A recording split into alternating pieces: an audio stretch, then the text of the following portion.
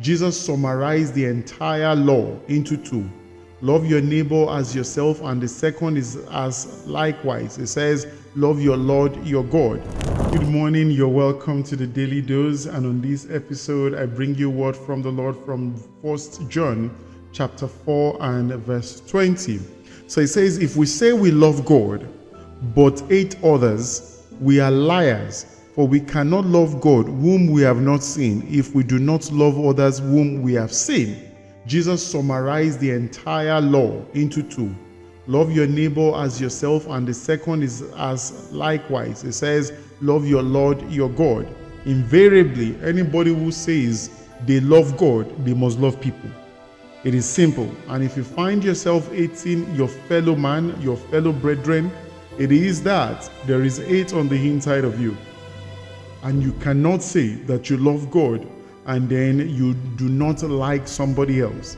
And so one of the things that must be done at different points in time in our lives is that we've got to begin to deal with hatred that sits deep on the inside of each and every one of us.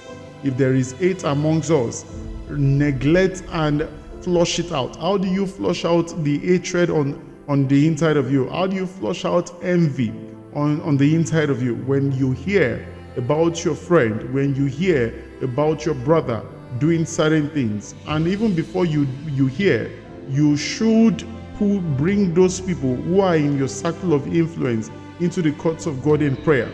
Everybody who prays for their fellow brothers will lose the ability to hate them. You can't pray for someone to be successful and then hate them at the same time.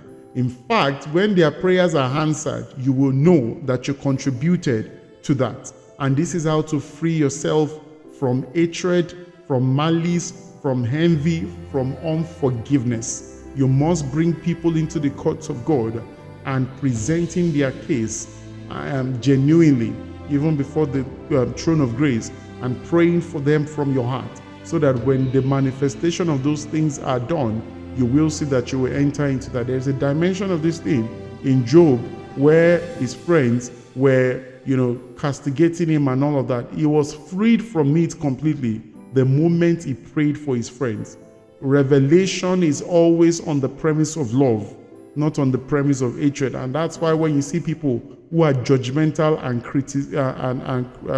critical about other people, they never find anything good out of them.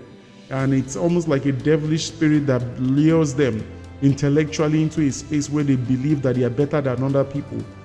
But when you see people who demonstrate love, they do it into that place. And this is where light is. Light always follows people who are of love. And that's why there is no darkness in God. He doesn't hate.